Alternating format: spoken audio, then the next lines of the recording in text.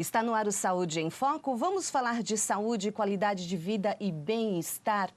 Vamos falar hoje no Saúde em Foco sobre tosse.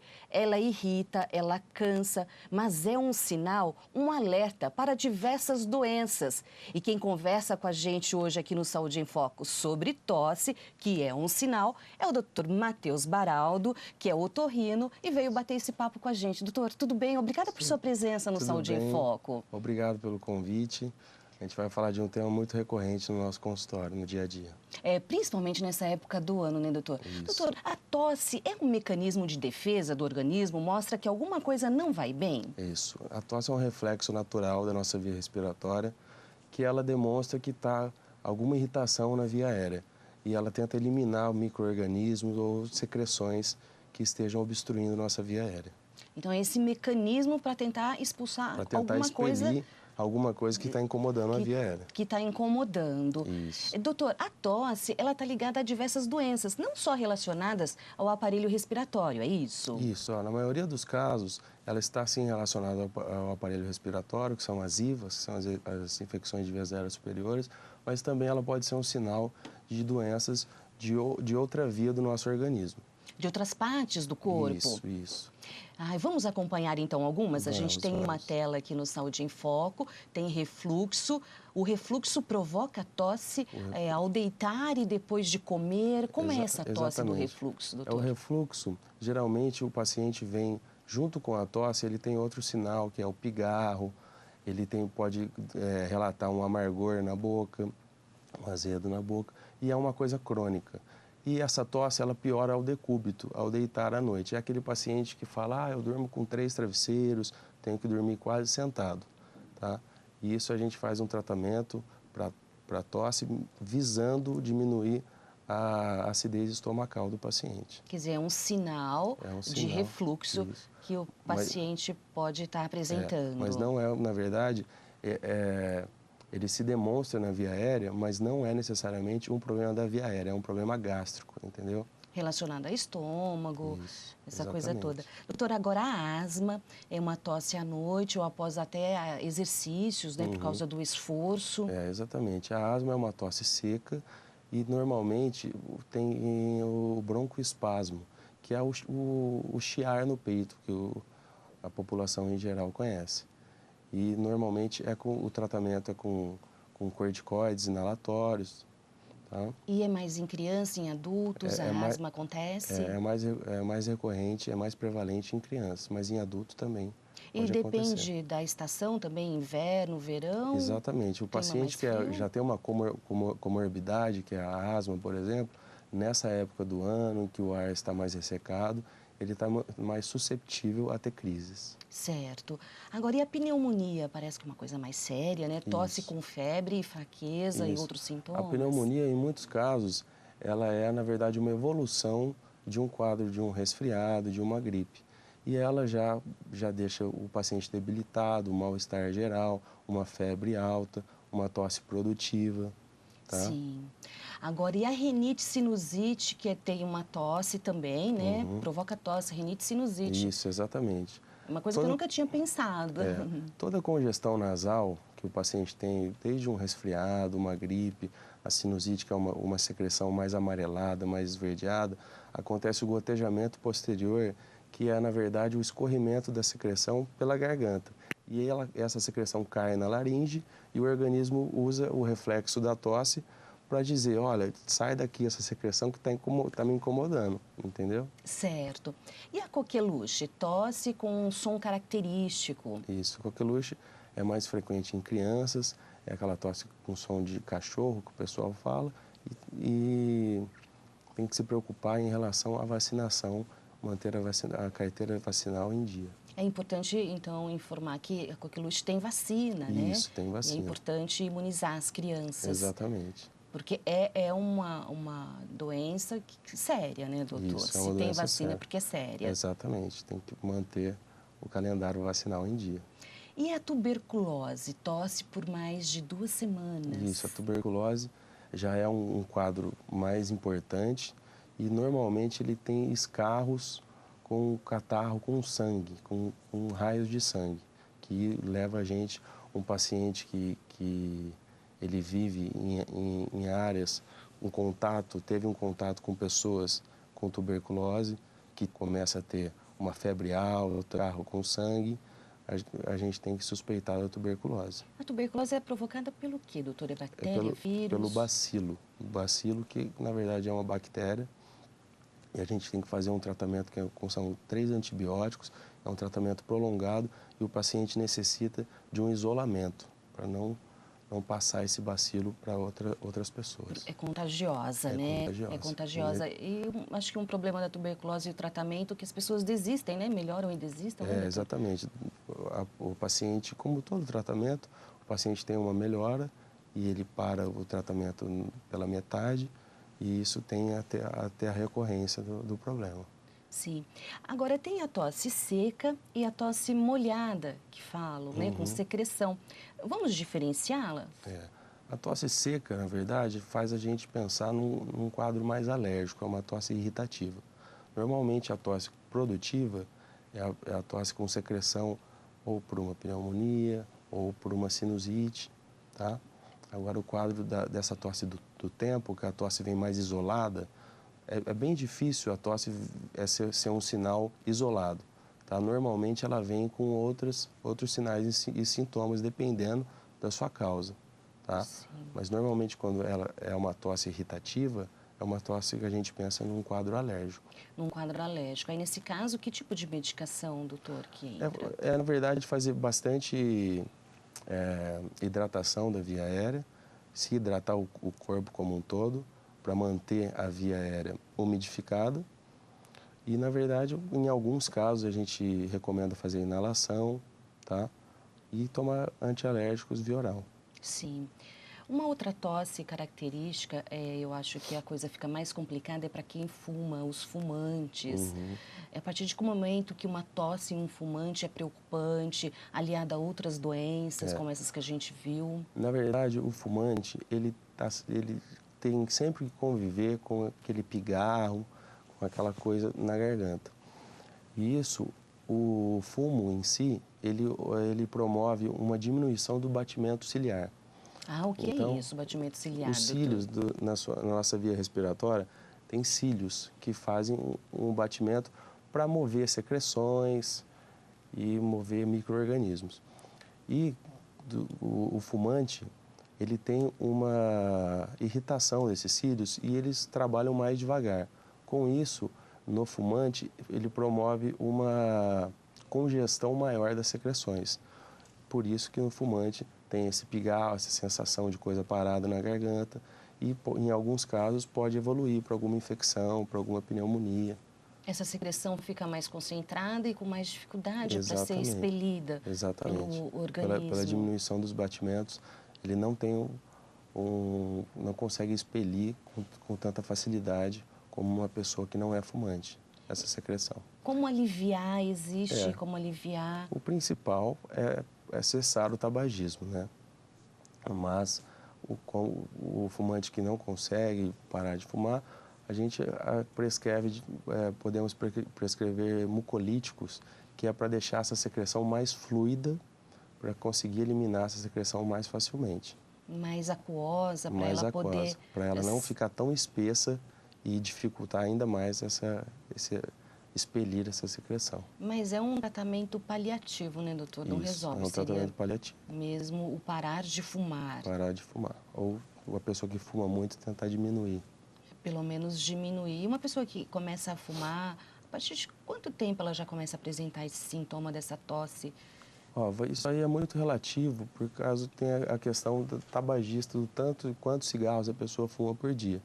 Mas mais ou menos um mês ele já começa a ter esse pigarro, essa sensação de coisa parada na garganta. Doutor, agora nós vamos acompanhar uma reportagem da Thaís Machado que explica a fisioterapia respiratória. A fisioterapia respiratória cuida dos males que comprometem justamente o sistema respiratório. E não só colabora com o tratamento, mas também com a prevenção de doenças. Os exercícios indicados por um especialista são de extrema importância, porque melhoram a condição do paciente de maneira imediata. E é sobre isso que eu converso agora com a fisioterapeuta Veridiana Fara. Veridiana, essas técnicas aplicadas trazem que tipos de benefícios?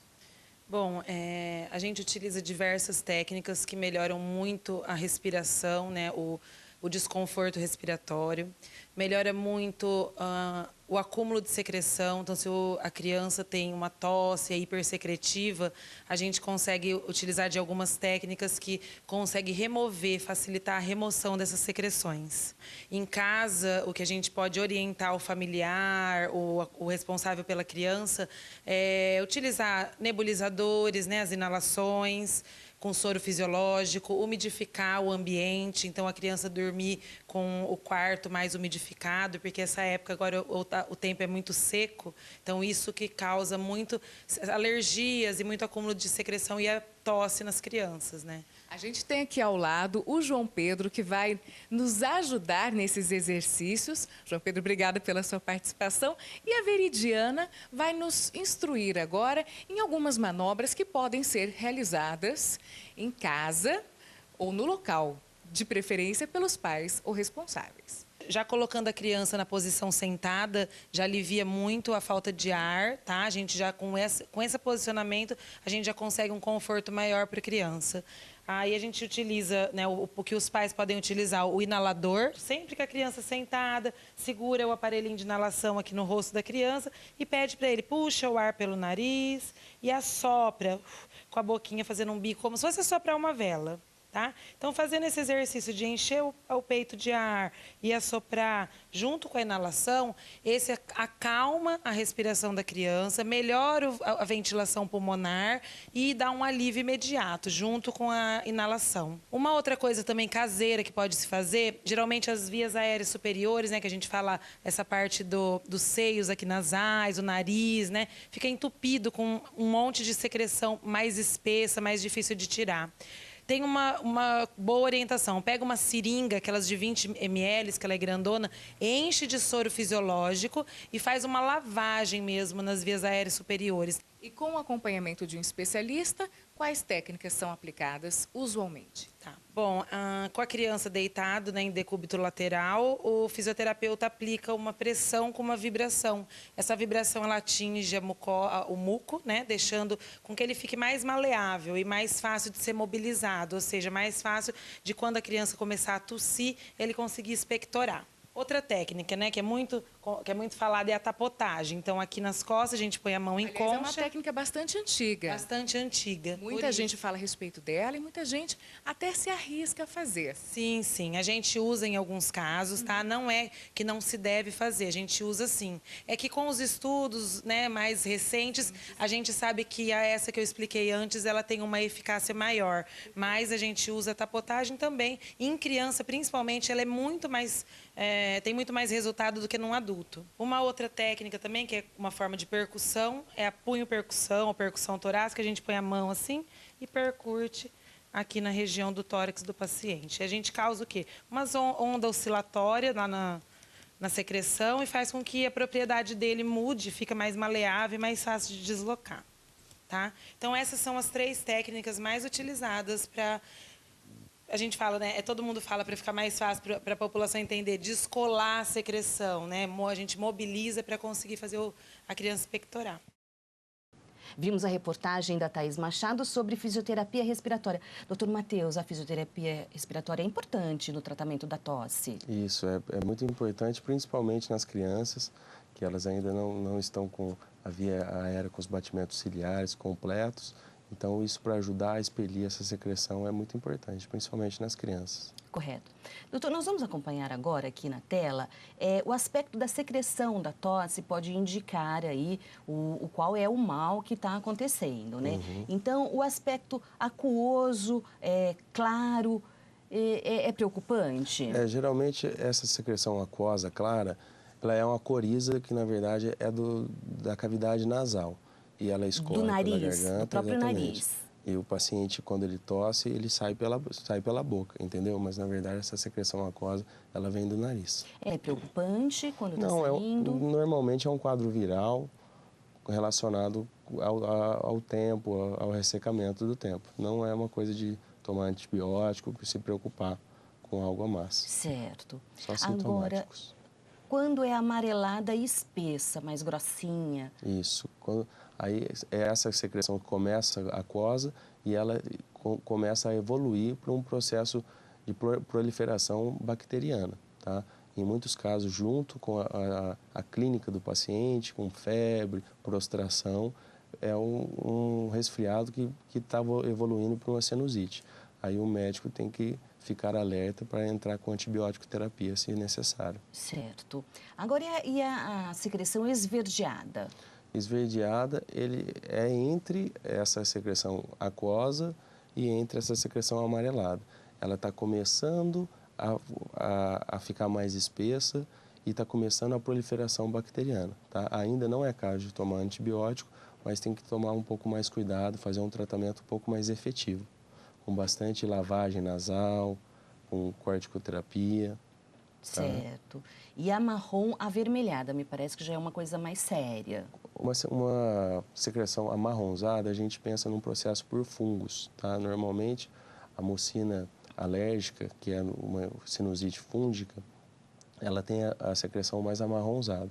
Então, a gente tem que abrir o leque um pouco mais quando é uma secreção de aparência amarronzada. Amarronzada. E a Isso. avermelhada? A avermelhada foi, como eu falei, da questão, a gente pensa primeiramente na tuberculose, quando vem um pouco de raios de sangue, mas também pode ser uma coisa mais banal, que é quando o paciente tosse muito, acaba rompendo algum vasinho da via aérea e isso pode expelir um pouco de sangue. Certo. Nesses casos, sempre procurar ajuda médica, né? Isso. Principalmente a avermelhada, a marrom. Doutor, agora a gente vai falar um pouquinho sobre a tosse que é provocada por uma outra situação no nosso organismo. Como o senhor disse no início do programa, às vezes a tosse não está ligada ao aparelho respiratório, mas a tosse ligada a problema do coração, cardíaco. Isso. Como é essa situação? Olha, o paciente que tem problema de coração, ele pode ter a tosse, em muitos casos ele tem a tosse, e junto com a tosse ele tem a história de cardiopatia, e normalmente ele tem dispneia, que é o cansaço para fazer qualquer atividade. Normalmente ele pode ter edema de membros inferiores, que é os pés inchados, tá? E o paciente pode ter bastante tosse. E também o paciente que já tem tratamento, trata com medicações, o inibidor da ECA, que é a medicação para diminuir a pressão, o tratamento para hipertensão, ele produz tosse seca. Tá? Quem toma remédio para pressão? Isso, dessa classe, que é dessa classe pode ter os tosse. inibidores da ECA, pode ter a tosse, porque ao inibir a ECA, o organismo ele produz a bradicinina, que está relacionado ao quadro alérgico e produz bastante tosse. Certo. Agora, com relação a gente tentar a conviver, não é conviver com a tosse, mas como que a gente lida com essa situação da tosse? Quais são os cuidados que a gente tem que ter, principalmente no inverno, no tempo mais frio, seco, nessa nossa região aqui, que o inverno é seco, né? Principalmente, uma dica para a população, né, nessa época do ano em que a umidade do ar está mais baixa e a nossa via aérea fica toda ressecada, a gente tem que ter uma hidratação mais importante, uma média de 7 a 8 copos de água por dia, e fazer lavagem nasal. Pouca gente sabe, mas a lavagem nasal é muito importante, não tem contraindicação, com soro fisiológico, pode lavar quantas vezes quiser e só ajuda na história do batimento ciliar, como eu expliquei, para dissolver a secreção, tá? E ajuda bastante. Quer dizer, a hidratação é importante, a água, né? A hidratação via oral e também a lavagem nasal. Essa lavagem nasal é aquela que a gente pode...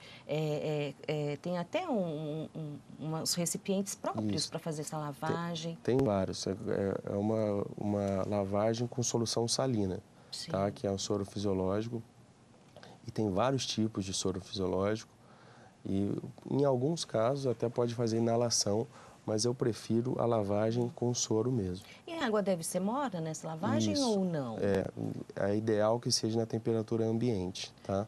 não seja nem gelada e nem muito quente, tá? Ah, sim. Para não irritar. Então, pode ser morninha. Isso. Pode ser um pouco quente. Um pouco quente. Isso. E quais outros cuidados, doutor? Tem alguma outra coisa que o senhor acha importante com relação à alimentação? Exatamente. A hidratação, uma vida regrada, uma alimentação saudável, mas principalmente essa questão da hidratação nessa época do ano, que a gente fica muito ressecado, e descobrindo a causa, o médico descobrindo a causa, ele tem que tratar de acordo com a doença de base, entendeu? A gente vê muita coisa na internet, nas redes sociais, xaropes caseiros, doutor, Isso. funcionam. Eu vi receitas suco de abacaxi com própolis, abacaxi com limão, abacaxi com gengibre, maçã e hortelã, chás de hortelã para tosse. Funcionam?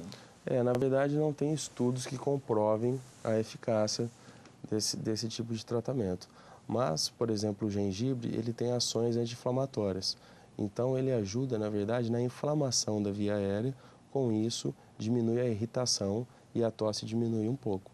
Mas não necessariamente no pulmão, na via aérea como um todo, ele age. Ele diminui a irritação. Sim. Um outro vídeo que está circulando nas redes sociais é um sobre a cenoura, que você faz um suco com a cenoura, ferve a cenoura e toma o suco da cenoura para remover catarro e ameniza a tosse também. Procede, doutor? Ou é mito? As pessoas têm que ficar... Não, no meu entender é um mito, porque a cenoura não tem propriedades mucolíticas, como eu disse, anti-inflamatórias. Eu acho que é um mito, sim. Sim. Doutor, nós chegamos ao final do nosso programa. Eu gostaria de uma consideração final que o senhor deixasse para os nossos telespectadores, Claro. para quando estiverem com tosse, o que devem fazer e também para a prevenção da tosse. Olha, toda tosse, não, por mais de 10 dias que você estiver tendo essa tosse, deve procurar ajuda profissional, porque uma tosse prevalente de um tempo mais prolongado pode ser uma coisa mais séria. Então, procurar sempre a ajuda de um profissional. Doutor, e as pessoas não vão ao consultório para dizer estou com tosse, né? Elas têm outras coisas, esperam ter outras coisas, outros sintomas relacionados para buscar ajuda, né? Isso, é muito raro o paciente que vem falando, eu estou só com tosse, tá? Geralmente tem outros sinais e sintomas associados. Doutor Matheus, muito obrigada por sua presença no Saúde em Foco. Eu que agradeço. Bem, e assim termina o Saúde em Foco de hoje. Nós conversamos sobre tosse, que não deve ser ignorada, deve procurar ajuda médica. Espero que você tenha gostado e eu te espero no próximo Saúde em Foco. Tchau!